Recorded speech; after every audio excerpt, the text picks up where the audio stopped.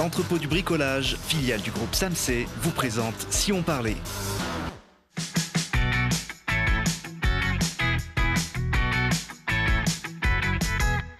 Ouais, parce que c'est important de regarder aussi ce qui se passe près de chez nous. Télé Grenoble vous donne la parole tous les jours du lundi au vendredi à 18h15, 20h15 et 23h15. Aujourd'hui, avec nos invités, on va se marrer à l'occasion de la 3e édition d'Au-Rire, etc., le festival d'humour en Isère que le monde entier nous envie et qui aura cette année une partition très musicale. Et pour parler de ces sujets, je reçois Romain Panizzi, alias Biscotte. Bonjour Romain. Bonjour Thibault. Accompagné de son épouse, qui ne le quitte jamais. Exactement, on vient toujours tous les deux. Elle est très en beauté, on l'écoutera tout à l'heure. En face de vous, Florence Barbara, bonjour. Bonjour. Directrice du Théâtre en rond de Sassenage, mais pour l'occasion, programmatrice du festival Au-Rire, etc. On fera un petit tour d'horizon justement de la programmation de l'édition 2019. Et puis Eric Guénassia est également avec nous sur ce plateau. Bonjour Eric. Bonjour. De la société de production de La Lumière dans la boîte qui organise ce festival. La 3e édition aura lieu du 20 au 26 janvier sur l'agglomération grenobloise. C'est un festival encore jeune, mais qui a déjà trouvé ses marques sur l'agglo. Oui, 3e édition et un public qui jusque-là nous a été assez fidèle, des salles aussi qui sont toutes partie prenante depuis le début et très motivées à l'idée de participer à cet événement un peu temps fort d'humour pendant l'année. Ouais, et puis le mois de janvier, c'est le début de l'année, prendre une bonne tranche de rigolade, ça fait pas de mal dans cette période. C'est un festival qui nous tient à cœur Télé Grenoble, puisque on l'a aidé avec vous à voir le jour. Exactement, le festival est même né d'une rencontre que j'ai eue avec Gérard Balthazar de Télé Grenoble et on a décidé ensemble, donc de La Lumière dans la boîte et Télé Grenoble, de monter cet événement-là en se disant que il y a de l'humour qui se faisait sur l'agglomération ou sur le département régulièrement dans l'année, mais c'est vrai que il n'y avait pas de temps fort et on a eu envie de mettre en place, il y a 3 ans maintenant en arrière, un temps fort autour de l'humour fin janvier. Alors, on voit l'affiche de l'édition 2019. Il fait pas rire, ce gorille. Hein. Si. Il faut le prendre au second degré, comme beaucoup d'humoristes. Au second degré, non, on est pour l'instant, on est assez content du visuel cette année. On trouve il marque, il fonctionne bien. Et aussi, moi, il me fait beaucoup rire, moi, ce gorille. Florence, le principe du festival, c'est de marier différents styles d'humour pendant la semaine, mais aussi des artistes qui ont des parcours, on va dire pour certains déjà bien confirmés, et d'autres qui débutent un peu dans le métier. C'est tout à fait ça. L'idée et l'envie du festival, c'était de promouvoir la jeune scène d'humour, donc notre tremplin avec nos plateaux découvertes, donc qui sont au nombre de 4, et un accompagnement qui est fait par les artistes dits confirmés ou têtes d'affiche qui sont en 2e partie de soirée sur chacune des salles. Alors ce plateau découverte, il fonctionne tout au long du festival. Il y a plusieurs soirées où on retrouve les jeunes en devenir, on va dire. C'est ça. Alors avec mon co-organisateur Grégory Delello, nous partons tout au long de l'année courir les festivals de l'agglo pour trouver nos petits chouchous, dont Biscotte fera partie cette année. Et donc, les 4 découvertes vont s'échauffer à la basse-cour le mercredi, puis présenter chacun un petit extrait de leur talent le jeudi, le vendredi et le samedi, et à chaque fois un extrait différent pour que l'ensemble des publics qui suivent le festival aient un gros panel de ce qu'ils peuvent donner sur la totalité de leur spectacle. On les voit, ces 4 découvertes de l'édition 2019, 2 hommes, 2 femmes, comme ça il n'y a pas de jaloux. On essaye d'être paritaire dans ce festival. Et on y arrive, hein. Voilà, 2 garçons, 2 filles cette année. Alors, c'est pas un concours, mais il n'empêche qu'il y aura quand même un lauréat à l'issue de ce festival. Comment vous les définissez ? Le public est amené à voter pour son coup de cœur sur chacune des soirées. Le jeudi, le vendredi, le samedi. Donc c'est uniquement le public qui décide de qui il a envie de revoir en entier, puisque l'idée du festival, c'est de promouvoir donc cette jeune scène. Et celui qui aura remporté l'adhésion de l'ensemble des publics se verra programmer la saison d'après sur son spectacle en entier, ce qui était le cas de Camille Laurel l'année dernière. C'est eux qui ont eu le coup de cœur du public. Voilà, qu'on voit là sur la scène de la basse-cour lors de l'édition précédente. Éric, la basse-cour à Grenoble s'est imposée en quelques années comme un des lieux un peu phares de l'humour régional. Oui, effectivement. C'est le seul café-théâtre sur Grenoble. Et du coup, ce lieu a assez rapidement trouvé sa place avec une programmation du mercredi au dimanche qui est à la fois du one man ou de l'impro aussi, qui a aussi pas mal de place. Et du coup, c'est naturellement on les a sollicités pour être partenaires du festival Au Rire, etc. Alors la complexité des découvertes, c'est qu'effectivement, ils doivent faire tous les jours un spectacle différent. Ils ne peuvent pas reprendre... Alors, c'est pas un spectacle, c'est un extrait de leur spectacle différent chacun des soirs. Ce qui fait que normalement, le public aura vu à peu près 3/4 d'heure du spectacle, en gros. Et puis l'année d'après, si c'est celui-ci qui a été retenu, ils verront 1h15. Voilà. Alors Camille et Aurel avaient été choisis l'an dernier et ils seront effectivement à la programmation 2019. Je crois que c'est le mardi, Eric, on pourra voir l'intégralité du spectacle. Et étant là le mardi, ils vont même rester le lendemain et ils auront, eux, en charge l'animation de la soirée plateau découverte à la Basse-Cour le mercredi soir. Donc ça sera une soirée complète le mercredi soir. Bon, quand on voit ces images, je pense que l'animation, ils savent faire aussi ce duo. Oui, on s'inquiète pas trop pour ça.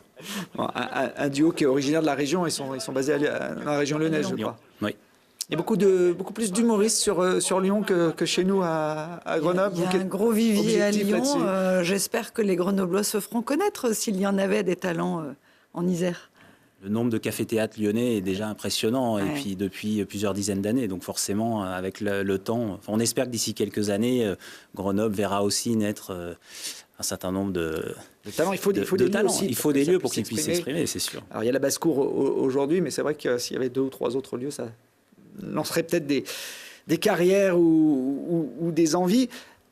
Camille et Aurel, Biscotte, je crois que vous les connaissez bien. Hein. Vous habitez déjà pas très loin. Vous êtes originaire du Nord-Isère, de Vienne. Oui, moi j'habite Vienne, oui. Ouais, j'ai eu de Vienne. Et Camille et Aurel, on s'est rencontrés à l'occasion de plusieurs scènes sur Lyon, justement, dans des cafés-théâtres. Et j'ai eu l'occasion de jouer plusieurs fois avec eux. Est-ce qu'ils vous ont donné des conseils pour justement être le lauréat de l'année 2010 ? Comment bourrer les urnes, comment influencer le public ? J'imagine que même pas, j'aurais pu leur demander, mais même pas. Non, de toute façon, chaque année est différente, et puis chaque humoriste est différent aussi, il va à sa façon. Donc, non, j'ai pas profité de ça, non. On s'entraide entre jeunes humoristes. Il y a une forme de solidarité où chacun se dit attends, si lui il prend un peu trop de lumière, ce sera un peu moins pour moi. Non, on s'entraide même dans les festivals, dans les tremplins qu'on fait régulièrement. On se retrouve même d'ailleurs souvent entre humoristes. Il y a toujours cette petite compétition parce que le tremplin est là, mais en général, on s'encourage tous avant de monter sur scène. On s'encourage, on se dit bonne chance, on se dit merde, on dit allez, on y va, on donne tout. Et non, il y a une bonne ambiance. Moi, je trouve que tous les humoristes que j'ai rencontrés jusqu'à là, l'ambiance est vraiment cool. Bon, il y a même des histoires de. C'est vrai. Ouais, c'est vrai. Ouais, c'est vrai. C'est pas que sur scène. Non. On court beaucoup les festivals et effectivement, ils s'entendent tous très bien. Il y a pas de... C'est cool, hein, quand même. Ouais. Il y a même une vraie solidarité qui, en tout cas sur les 2 premières éditions du festival, on a vraiment pu constater. On a passé 3-4 jours ensemble, il y a une vraie solidarité, soutien aux familles. Oui, c'est ça. Voilà, quand il y en a un qui a un peu moins bien, il est remonté par les autres. C'est vraiment chouette. Alors il y a quand même des histoires de couple parfois qui se finissent mal, parce qu'on a vu Camille et Aurel ensemble sur scène. Et ben Biscotte a cassé le couple, regardez.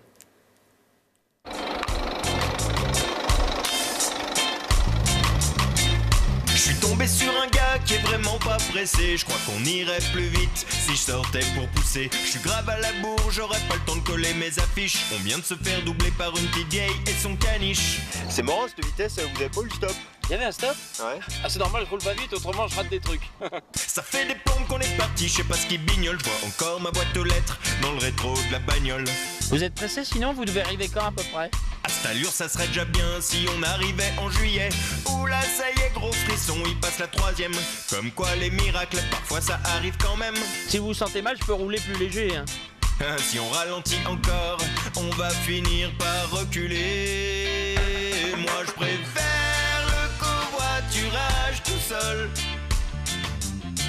quitte à polluer la nature. La prochaine fois je prends ma voiture. Je préfère le covoiturage tout seul. Laissez-moi sortir s'il vous plaît. Avignon, je sais que c'est loin, mais j'arriverai quand même plus vite à pied. Voilà, on a reconnu donc Aurélien Cavagna, le complice de Camille. Qui est très bon comédien, Aurélien, en plus.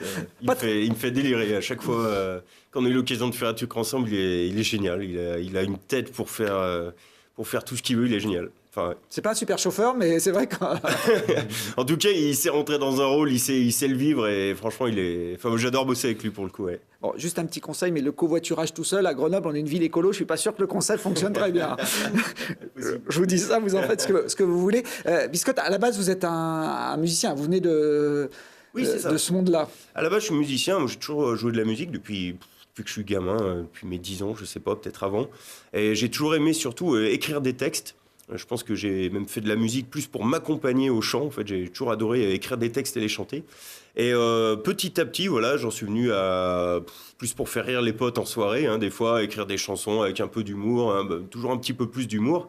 Jusqu'à un jour où finalement, j'ai basculé vraiment en me disant, allez, je me lance carrément dans le milieu des humoristes. Je crois que d'ailleurs, vous avez remporté un tremplin qui a un peu lancé votre carrière dans ce domaine. Ça. Je jouais dans les bars et un humoriste m'a dit « Tiens, inscris-toi dans ce tremplin, peut-être ça pourrait justement t'aider, je sais pas. » J'y suis allé et pour le coup, je l'ai gagné. J'ai eu la chance de gagner ce tremplin. Et ça m'a ouvert beaucoup de portes parce que j'ai rencontré des professionnels du métier qui étaient intéressés par la chanson humoristique parce que ça se faisait et puis ça se fait encore assez peu, pour le coup, dans le milieu de l'humour. Donc voilà, j'ai eu quelques portes qui se sont ouvertes, j'ai écrit un spectacle d'1 heure et puis voilà, l'aventure a commencé comme ça. C'est plus facile de faire rire en musique, faut déjà que ça rime pour que ça fonctionne. J'ai jamais essayé de faire rire sans musique. Donc je pourrais pas dire si c'est plus simple. En tout cas, moi, c'est ma façon de faire rigoler, c'est comme ça que je me sens à l'aise. Et voilà, ça permet d'apporter une petite différence. Alors pour se faire connaître quand on débute dans ce milieu, il y a un lieu incontournable en France. Alors il y a le festival effectivement d'humour en Isère, ça c'est le premier lieu incontournable dans le monde. Mais le lieu incontournable en France, c'est le festival d'Avignon.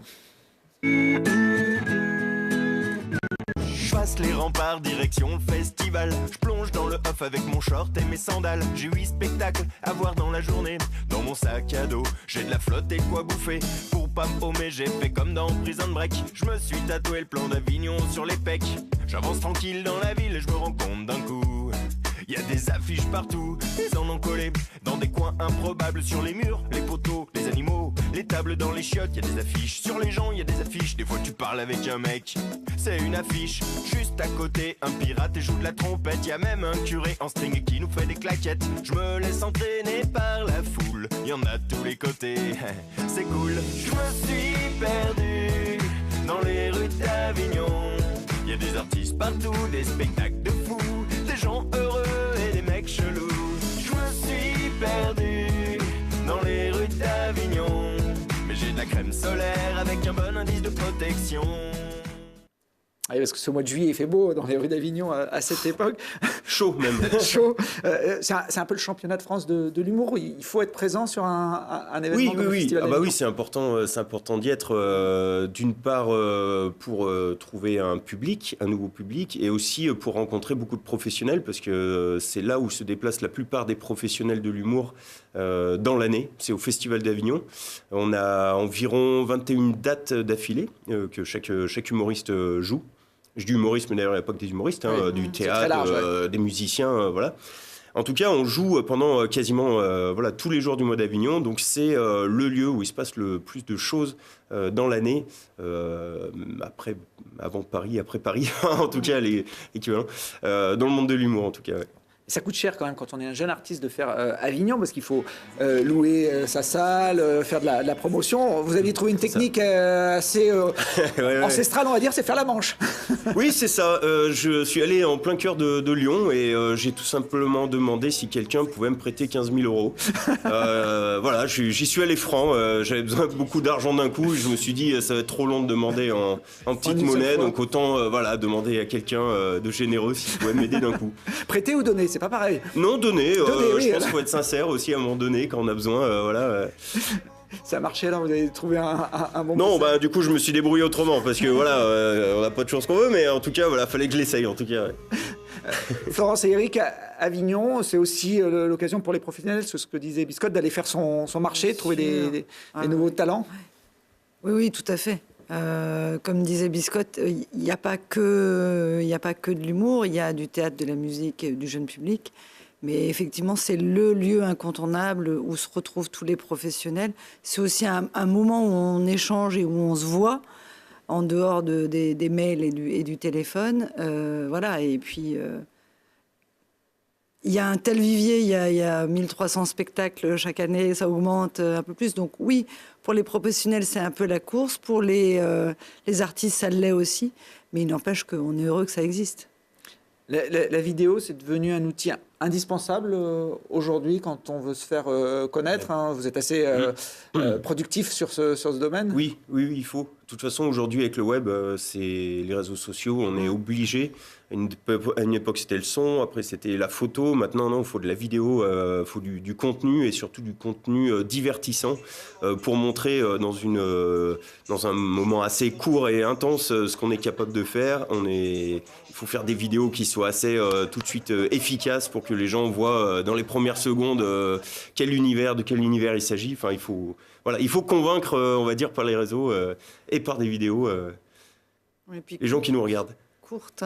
Et courte surtout. Je crois que les gens zappent au bout de 3 secondes, je crois. Donc il faut les attraper pratiquement sur la première phrase. Ah ben là, dans les 2 premières secondes, il faut un truc qui déménage parce que sinon, les gens ils s'ennuient vite. Et aujourd'hui, ça défile vite. Donc ça pousse aussi à de la créativité, à trouver des nouvelles idées pour se faire remarquer. Alors, Eric parlait de la basse-cour, qui est le temple de l'humour. À Grenoble, il y a quand même d'autres salles qui se sont positionnées depuis plusieurs années sur cette thématique. Florence, notamment le Théâtre en Rond de Sassenage, qui en a vraiment fait sa marque de fabrique. Tout à fait. Vous me l'enlevez de la bouche. Voilà, c'est vraiment l'identité qui a été choisie depuis 2008 et ça fonctionne. Alors, programmer toute une saison de spectacles d'humour, c'est compliqué. Vous avez l'embarras du choix ou c'est pas évident de trouver les bons spectacles? C'est compliqué parce qu'on veut se renouveler. Sous la bannière humour, il y a tout. Ça peut être du clown comme de la comédie, comme du one-man, comme de la danse ou de l'acrobatie. Enfin, vraiment, il y a tout genre.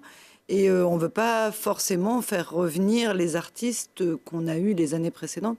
C'est de plus en plus compliqué, mais il y a aussi beaucoup de propositions. Donc l'essentiel, c'est de faire le tri et de correspondre vraiment à la demande des publics. Et ils sont demandeurs. Alors, dans le cadre du festival, vous accueillerez un artiste confirmé. Il s'appelle Yann Guillard. Il sera là le jeudi 24 janvier. Un petit conseil, Florence, avant de l'accueillir, il faut prévoir de mettre quelques bouteilles au frais dans sa loge. Le chouchen, c'est un alcool breton à base de miel. Là, c'est Karadec qui le fabrique lui-même. Pour aller plus vite, il broie directement des abeilles dans de l'éther. 2 shooters, tu t'envoles. Elles sont où les fleurs? Oh là là. Et là, Karadec s'approche, il nous dit « Attends, on va jouer à Roxane ». Je dis que je sais que cette histoire. Et là, tous les clients du bar, enfin les clients en breton, on dit poivreau. Bon, tous, chacun d'entre eux prend une mignonnette de chouchen. En Bretagne, c'est une mignonnette, ça. Bon, faut le savoir avant de commander une tournée. Et là, j'entends la musique de Police, tu sais, Roxane, qui part. Ce que j'ai compris du jeu, c'est qu'à chaque fois que tu entends le mot Roxane, tu te lèves, t'en bois le plus possible et tu te rassois. Faut aller très vite, la mignonnette, elle doit être finie à la fin de la chanson. Alors, le gagnant, c'est celui qui est pas mort, parce que... le couplet, ça va, je gère, mais le refrain...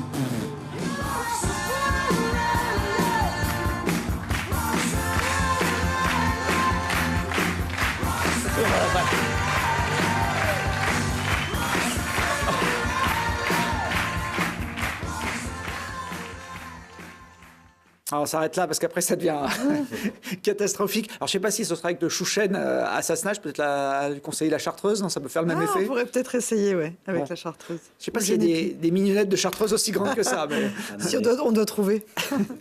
Alors, c'est bien connu, les humoristes ne respectent rien, même pas la musique classique. La compagnie Swing Home, qui se produira le lendemain, va revisiter l'œuvre de Jean-Sébastien Bach, mais à la sauce gitane. Là aussi, on est sur un spectacle musical. Oui, complètement. Ils sont... au départ, ils sont tous les 4 musiciens aussi. Ils ont décidé de théâtraliser leur spectacle et d'en faire... et d'en faire quelque chose de drôle au départ pour désacraliser la musique classique, et puis après c'est le délire. C'est le délire.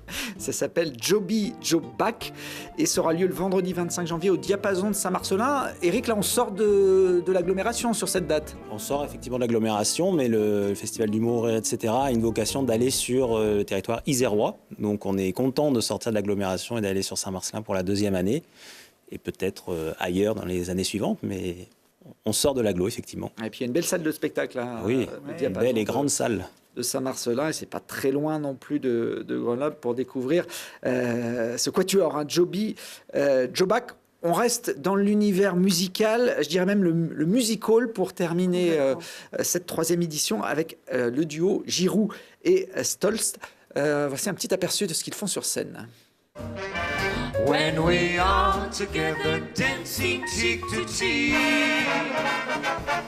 les oiseaux s'envolent dans le ciel avec les gens très heureux. C'est moi qui commence normalement. Attends, coupe. Very happy to be here. She's my translator, okay? Ah non, pas en anglais, moi je parle pas anglais. What? Je parle pas anglais, moi. I don't speak French. On est partis tous les deux pour une drôle de vie. On se réveille amoureux. Voilà. Mais les draps sentent le vomi. Oh non! Classe, excusez-la. Classe, je crois que c'est d'ailleurs le titre de leur. C'est le titre du spectacle. Ouais. Ah, ils sont complètement fous, ces deux-là. C'est incroyable, mais c'est très, très énergique. Elle a une très belle voix, il a une très belle voix, ils savent tout faire. Voilà, la soirée d'apothéose à Saint-Martin-d'Air, il ne faut pas la rater. Et puis on connaîtra d'ailleurs ce soir-là, le samedi 26 janvier, le lauréat du plateau découverte. Donc voilà. Moi j'ai un petit penchant pour Biscotte parce qu'il a fait l'effort de venir sur le plateau de Télé Grenoble. Donc ce sera mon favori. J'espère que vous ne décevriez pas Biscotte. Je ferai de mon mieux. Avant la clôture, invitez-nous avec tous les mais on le fera, on sera présent évidemment pendant la semaine du festival, on essaiera d'organiser plusieurs émissions. On a parlé de la fermeture, un petit mot de l'ouverture, ça démarrera avec un spectacle familial à Crolles, à l'espace Paul Jargot, avec Sir Jones, une sorte de James Bond et d'Indiana Jones, je ne sais pas comment on peut le définir, un agent secret quoi. C'est ça, il est agent secret au service de la reine, c'est du bruitage avant tout, de l'humour visuel, c'est complètement adapté à un public famille. Voilà, on est dans un James Bond. C'est à 17h le dimanche 20 janvier à l'espace Paul Jargot. C'est la seule date en après-midi. Toutes les autres soirées démarreront à 20h dans les différentes salles de l'agglomération. Vous pouvez évidemment retrouver le programme complet sur le site internet d'Orir, etc. Ou alors, si vous tombez sur ce petit fascicule, c'est vrai qu'on ne peut pas le rater, notre ami le gorille. Et non, donc ça regard malicieux. Voilà, ça deviendra peut-être l'emblème du festival dans les années à venir. Merci en tout cas d'être venu nous donner un petit peu l'eau à la bouche de cet événement. Et puis, Biscotte, il nous reste 2 minutes. 2 minutes 30 même. 2 minutes. Si je vous les donne, vous en faites bon usage? On peut se faire une petite chanson. Eh ben, je vous laisse avec votre compagne. Allez, ça marche. On est tout oui, nous. Allez, ok. Allez, je trouve un petit truc vite fait.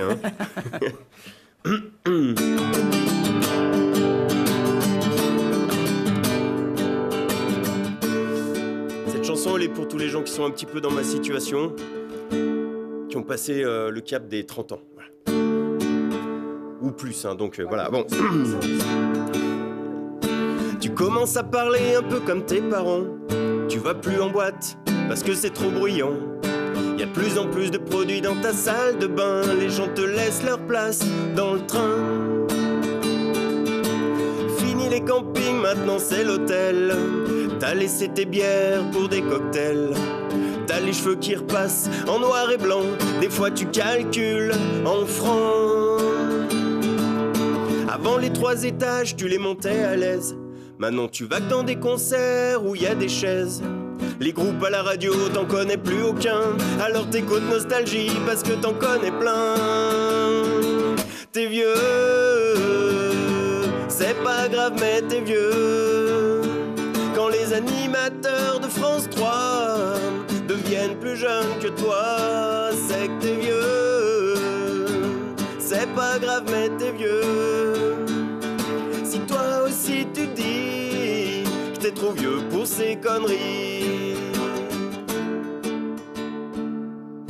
à ton époque, on mettait des converses. Question pour un champion, c'était Julien Lepers.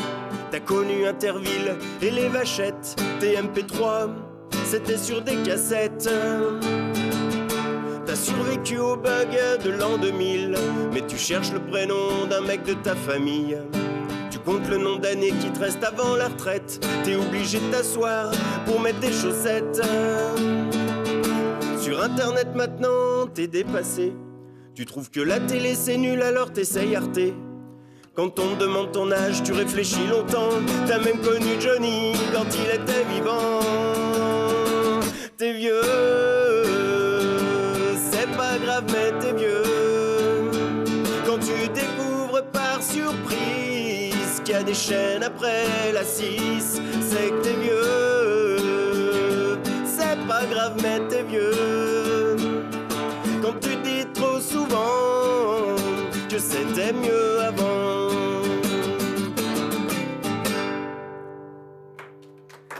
Allez.